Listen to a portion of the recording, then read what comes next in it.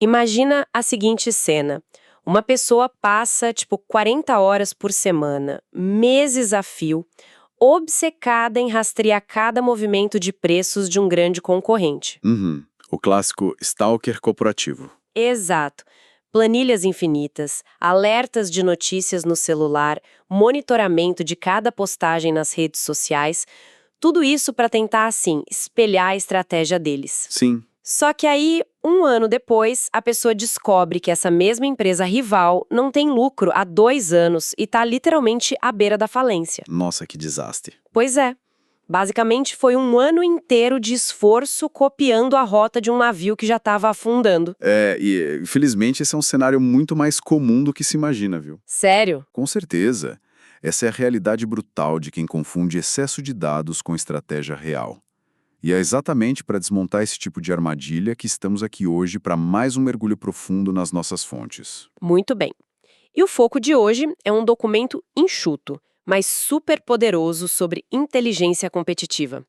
Nossa missão aqui não é só, aprender a listar os rivais. Longe disso. É descobrir como destilar esse mar de informações até virar um plano de ação claro, né? Exatamente. As empresas costumam ter um instinto quase de sobrevivência, sabe? Aquela coisa de acumular pastas e mais pastas de relatórios de mercado. Uhum. Mas olha, o dado bruto isolado é totalmente estéril. A diferença entre o pânico de ver o mercado se mover e a clareza de saber exatamente como agir, Como se posicionar, né? isso. Essa diferença reside na capacidade de destilar essas informações soltas. O que é fascinante aqui no nosso material é que ele define o objetivo de forma muito clara. Sim. É transformar a observação passiva em inteligência de fato. Como descobrir o porquê por trás dos movimentos das outras peças no tabuleiro. Ok, vamos analisar isso por partes. Porque o que me atrai nesse material é que ele já começa, assim, destruindo um mito enorme. Ah, o mito da espionagem, né? Esse mesmo.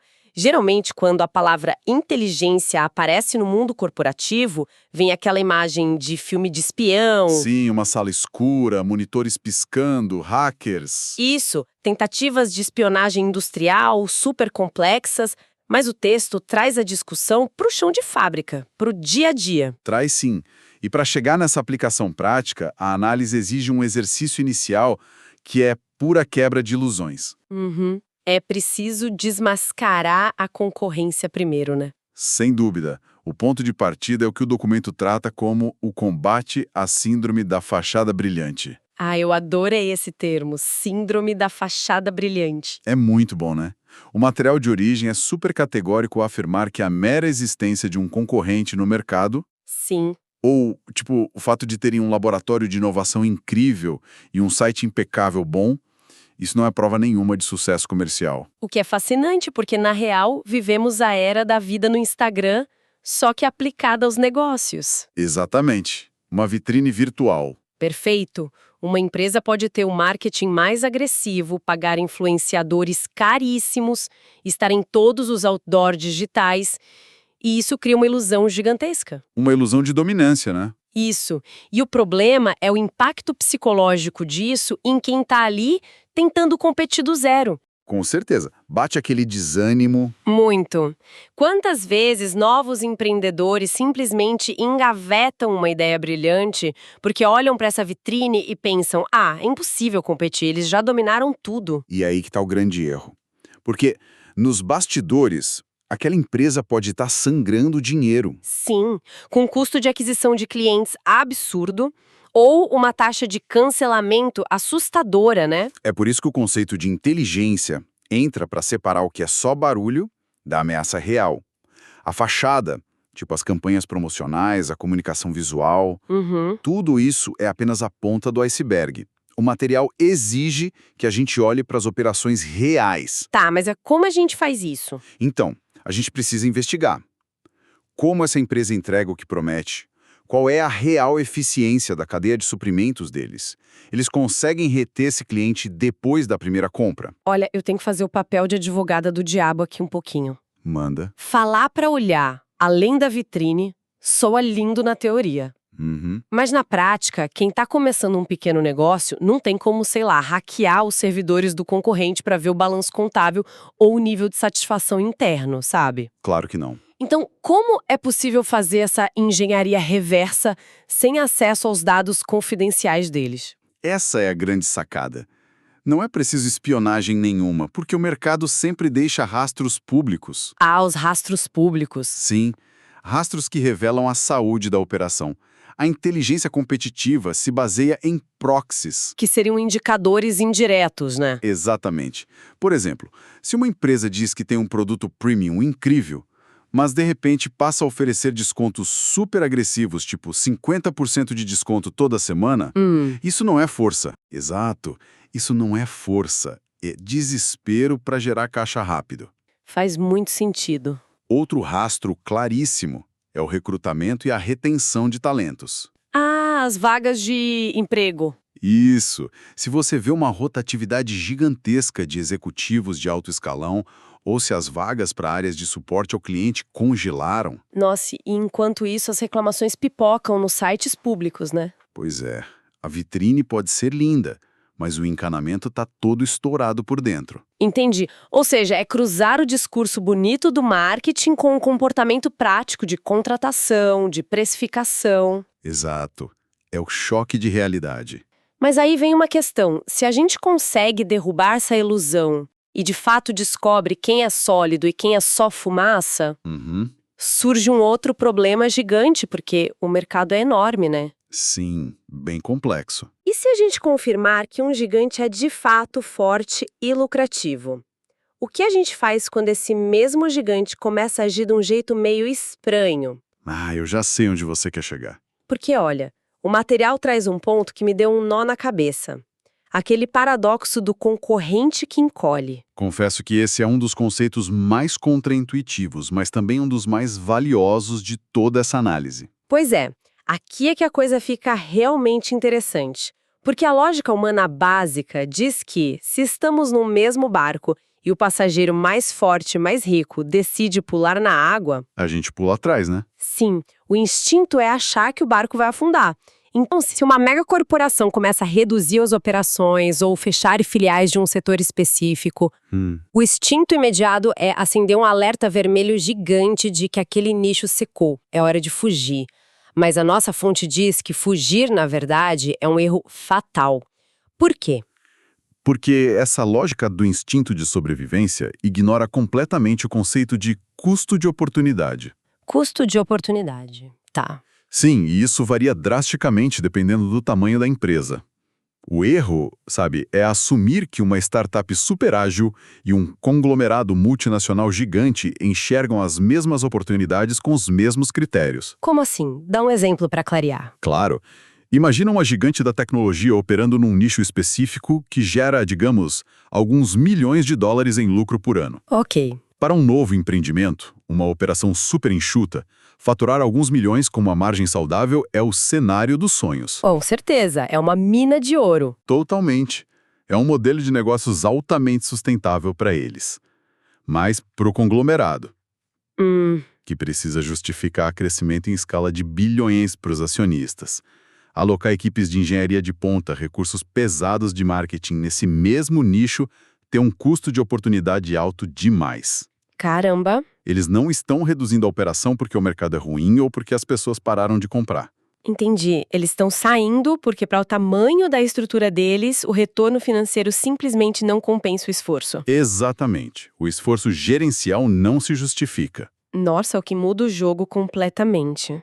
Quer dizer que o recuo deles não é um atestado de óbito do setor. De jeito nenhum. É literalmente um gigante saindo da sala e deixando a porta aberta e o dinheiro em cima da mesa para quem tem uma estrutura de custos menor e consegue operar ali. Perfeito. O recuo muitas vezes deixa um vácuo perfeito no mercado. Um jaco de demanda, né? Isso. Um espaço com clientes que já estão validados, já estão educados sobre a necessidade do produto, mas que de repente ficaram órfãos daquela solução maior. Que oportunidade absurda. É por isso que interpretar essa retração de um concorrente requer muita frieza. A pergunta-chave não é apenas por que eles estão saindo. É para onde eles estão indo. Exatamente. rastrear os alvos e as trajetórias deles. E aqui entra aquela parte de seguir o fluxo do dinheiro que o material menciona. Mas, de novo, como a gente monitora para onde o capital deles está indo na prática? Pense nisso como observar um mestre de xadrez, sabe? Uhum. Ele move suas peças de defesa para preparar um ataque lá do outro lado do tabuleiro. O dinheiro sempre deixa um rastro de intenção. Rastros públicos de novo. Isso. Você monitora a realocação de capital observando, por exemplo, o registro de novas patentes, Ah, genial. observando as fusões e aquisições, que tipo de startups eles estão comprando ultimamente. E, claro, o velho e bom recrutamento. Voltam as vagas de emprego. Sim, se eles estão demitindo em massa a equipe de vendas de um software tradicional, mas, ao mesmo tempo, abriram 200 vagas para engenheiros de inteligência artificial aplicada à logística. O mapa do tesouro está desenhado. O capital não sumiu, ele só mudou de endereço. E ao ver esse mapa, o tabuleiro fica muito claro para você. E aí a gente entende não só onde eles estão deixando buracos que podem ser explorados hoje, mas também onde eles estão construindo as fortalezas de amanhã, né? Exatamente. O que nos força a entrar de cabeça no coração da estratégia ativa, que é a arte da diferenciação. O passo mais importante. Pois é. A leitura sugere usar essa inteligência toda para explorar as fraquezas, imitar ou até ampliar os pontos fortes dos rivais. Uhum. E olha, eu li essa parte e a única coisa que me veio à mente foi a dinâmica do esporte de alto rendimento, mais especificamente as artes marciais. Uma comparação muito interessante. Como exatamente você enxerga essa dinâmica das lutas aplicada aos negócios? Então, nas artes marciais, os lutadores passam madrugadas estudando a fita de vídeo dos oponentes, certo? Sim, revendo cada movimento. Mas o objetivo deles nunca é copiar a postura do adversário de forma idêntica. Tipo, se o outro lutador tem um cruzado de direita devastador, Uhum. a pior estratégia do mundo é você tentar vencer a luta trocando cruzados com ele no meio do ringue. A força dele vai simplesmente aniquilar a sua cópia. Exato. O estudo da fita serve para entender os pontos fortes e criar estratégias de esquiva. E principalmente para mapear as fraquezas sistêmicas. Entendi. Descobri que, toda vez que ele lança aquele cruzado forte, a guarda do lado esquerdo desce por meio segundo. Um ponto cego. Isso. Nos negócios, para mim, isso seria não tentar bater de frente com a logística de entrega impecável de um gigante, por exemplo. Sim, porque eles têm muito mais capital para isso. Mas perceber que, de repente, o atendimento ao cliente deles é super automatizado, frio e gera revolta nas redes sociais. Excelente. A estratégia seria oferecer um atendimento incrivelmente humano e atencioso. É atacar a guarda baixa. É uma visualização perfeita de como a estratégia se aplica no mundo real. E olha, a nossa fonte eleva esse conceito a um nível estratégico quase predatório. Predatório? Como assim? Ela não sugere apenas que você encontre a guarda baixa e pontue ali. Há uma menção bem explícita no texto sobre utilizar essas ações para, entre aspas, incentivar a saída de um concorrente do mercado. Ah, sim. Eu lembro dessa parte. Essa foi, de longe, a linha mais agressiva do texto. Sem dúvida. Incentivar a saída de um rival. Isso soa, sabe, meio maquiavélico. Como isso funciona num ambiente corporativo real sem cruzar, linhas éticas ou entrar naquelas guerras de preços suicidas? Funciona de um jeito muito lógico, tornando o modelo de negócios deles insustentável. Ok, elabora isso. Lembra do exemplo do gigante que abandona o mercado porque o custo de oportunidade ficou muito alto? Lembro, sim. Então, a estratégia de incentivar a saída é basicamente acelerar esse processo natural. Se o concorrente depende de um volume massivo de vendas, espalhado em vários nichos, só para conseguir pagar os custos fixos da operação gigantesca dele... Sim, a máquina pesada. Exato. Aí uma empresa focada, menor, pode entrar em apenas um desses nichos, justamente o nicho mais lucrativo de todos. O filé mignon do mercado. Isso, o filé mignon. E oferecer ali uma solução hiperpersonalizada, que ataque exatamente a guarda baixa do gigante. Nossa, eu tô começando a entender. Ao roubar essa fatia mais rentável, o concorrente gigante fica apenas com as operações de margem baixa para sustentar aquele custo fixo enorme. A conta não fecha mais. A balança financeira simplesmente não fecha. De repente, o esforço para competir ali passa a não valer mais a pena para eles. Caramba! E aí eles decidem focar em outras áreas e vão embora? Exatamente. Você percebe que não precisou fazer uma guerra de preços global. Você não precisou ser antiético. Não mesmo. Você apenas tornou aquele ambiente específico inóspito para o modelo estrutural deles. É cirúrgico. É literalmente secar a fonte que subsidiava as falhas deles. Uhum. Mas, olha, tem um detalhe crítico que a gente precisa aprofundar aqui. Porque para fazer esse movimento de xadrez todo, Para saber onde atacar, né? sim, para saber onde bater e de quem roubar a fatia de mercado, o texto diz que o mapeamento de quem é o seu concorrente precisa ser muito mais amplo. Muito mais amplo. Porque a maioria das análises de mercado parece estacionar na concorrência direta. Tipo, quem vende o mesmo sapato na mesma rua pelo mesmo preço. E esse é, de longe, o limite onde grande parte das estratégias simplesmente falha e afunda. O documento nos lembra o tempo todo que o mercado é um ecossistema vivo. Sim. A concorrência direta é apenas aquele adversário visível que está na sua frente. Mas o risco real, O risco invisível, né? aquele que destrói modelos de negócios inteiros da noite para o dia, costuma vir das categorias que a fonte classifica como concorrência indireta e a concorrência futura. A concorrência indireta é aquele clássico exemplo de empresas que resolvem exatamente a mesma dor que você, mas usando meios completamente diferentes, correto? Precisamente. Onde o produto não se parece em nada com o seu, mas eles estão disputando o mesmo orçamento do cliente. Exato. Pense no mercado de softwares de gestão financeira super complexos para pequenas empresas. Ok, O maior concorrente direto pode ser, obviamente, outra empresa de software de gestão. faz sentido. Mas a concorrência indireta, que pode ser devastadora, é uma simples planilha do Excel muito bem montada, ou até o próprio contador da empresa fazendo o serviço manual. Nossa, verdade. Eles estão resolvendo a dor de organizar as finanças, mas com abordagens tecnológicas e estruturais completamente distintas. Sim. E se a análise competitiva da empresa de software se recusa a olhar para o Excel ou para o contador como rivais sérios, A empresa fica totalmente cega. fica cega e vulnerável. E isso se conecta diretamente com aquela noção da inevitabilidade que o texto aborda. De que novos players vão entrar. Isso. Se o mercado é atraente e dá lucro, novos entrantes vão surgir. É a lei da gravidade corporativa. Muito bem colocado. Onde há margem, há invasão, sempre. Sempre. E essa cegueira, sabe, de ignorar as ameaças nas bordas do ecossistema, os rivais indiretos, isso não é só um erro teórico bobo. É o que leva a gente ao segmento final e, honestamente, mais trágico do nosso material. O famoso cemitério da irrelevância. Exatamente. O cemitério da irrelevância. E assim, não estamos falando de lojinhas de esquina que não souberam fazer uma postagem no Instagram. O texto joga pesado. Traz nomes históricos, né? Nomes de peso, Blockbuster, Pontiac, Oldsmobile. Gigantes caídos. Pois é. O que aconteceu com eles não foi falta de dinheiro inicial ou falta de escala. De forma alguma. Eles eram impérios absolutos. No auge, a Blockbuster praticamente dominava a cultura pop. Nossa, era o ritual de sexta-feira à noite de todo mundo. Exato, era garantido. Pontiac e Oldsmobile não eram apenas marcas de carros. Eles representavam fatias enormes da cultura automotiva. Apoiadas pela infraestrutura da General Motors ainda por cima. Imagina só, eles tinham literalmente todo o orçamento de pesquisa do mundo. Todo o acesso a dados de mercado que se possa imaginar. E ainda assim colapsaram. E ainda assim, sumiram do mapa. Bom, todo mundo sabe o que aconteceu no final, né?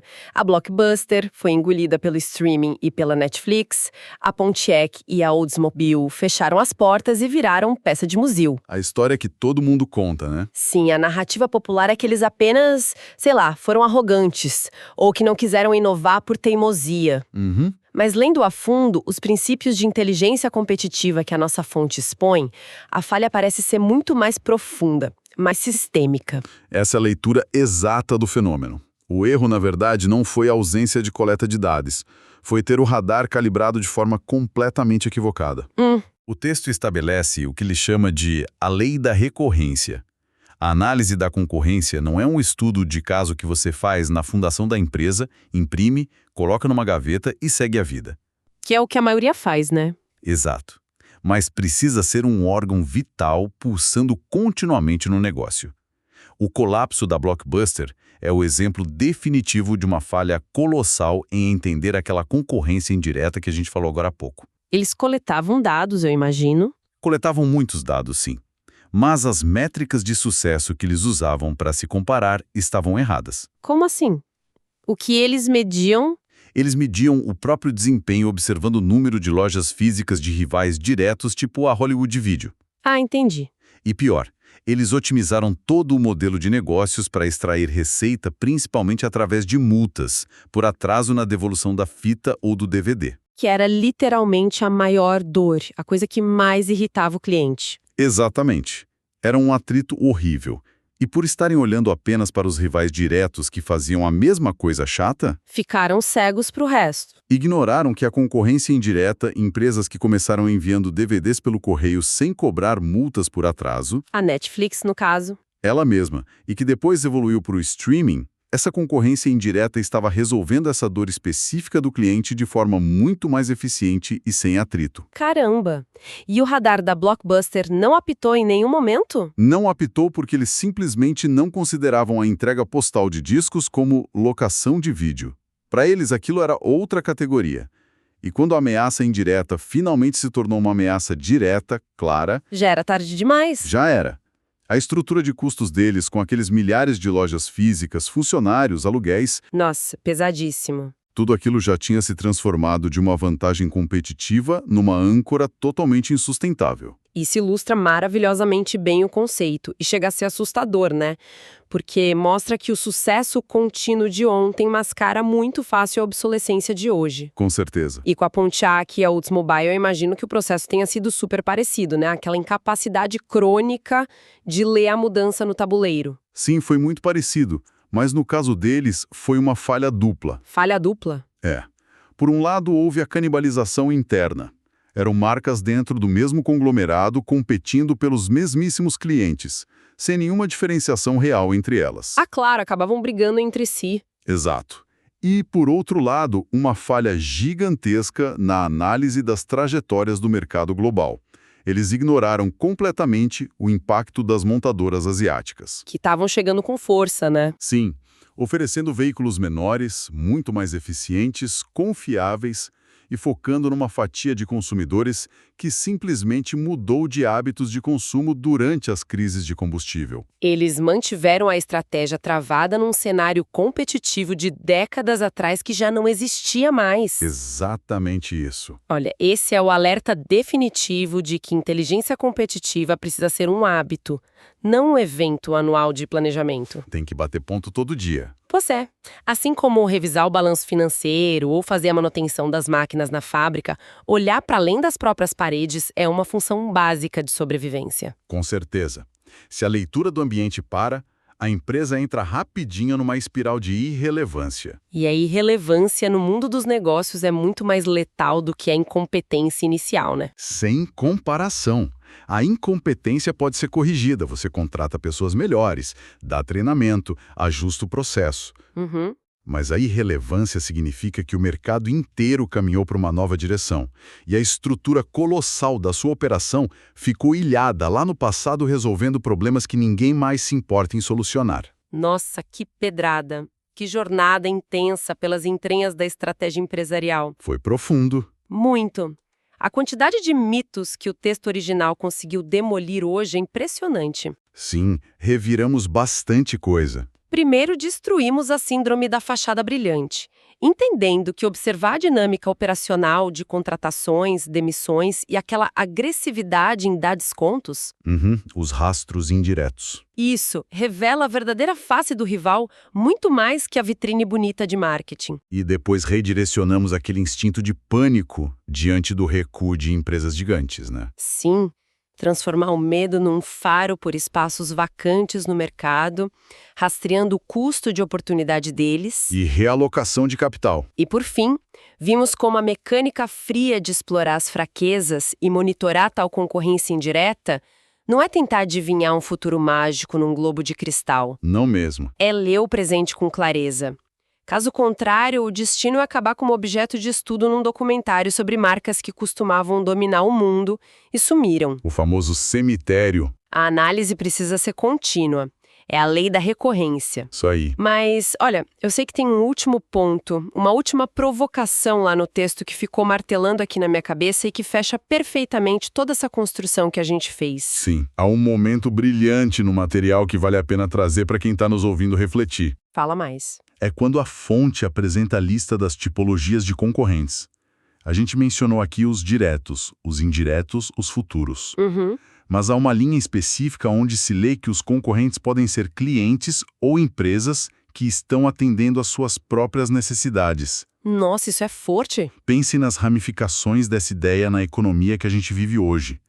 O acesso à tecnologia está achatando todas as curvas de aprendizado. Total. Ferramentas que, há 5 anos custavam fortunas e exigiam equipes gigantes de desenvolvedores, hoje elas estão aí na nuvem, Acessíveis para qualquer um. por assinaturas mensais irrisórias. Tutoriais globais no YouTube ensinam você a contornar quase qualquer problema técnico sozinho. É a ascensão daquele mercado do faça você mesmo, mas elevado a um patamar corporativo de altíssima qualidade, né? Exatamente isso. A grande provocação que fica dessa leitura, o desafio que se impõe agora para qualquer negócio, não é apenas monitorar a empresa vizinha. Uhum. O questionamento profundo é: como uma empresa consegue criar barreiras de diferenciação e se manter relevante quando o concorrente mais ágil, agressivo e perigoso não é uma mega corporação na China ou no Vale do Silício? Uau! E se o seu maior concorrente for, na verdade, o seu próprio público-alvo, completamente empoderado pela tecnologia, decidindo que simplesmente não precisa mais de um intermediário? Um checkmate que pode vir de onde menos se espera. Pois é. Se a empresa não consegue oferecer um valor que supere o que as próprias pessoas conseguem construir em casa num final de semana, A análise competitiva perde até o sentido. perde o sentido de existir. É um novo nível de complexidade no tabuleiro e uma excelente reflexão para todo mundo levar adiante a partir de hoje. Com certeza. Bom, a nossa análise encerra por aqui hoje, mas a leitura do mercado precisa continuar aí fora. Obrigada a todos que nos acompanharam e até o nosso próximo mergulho profundo.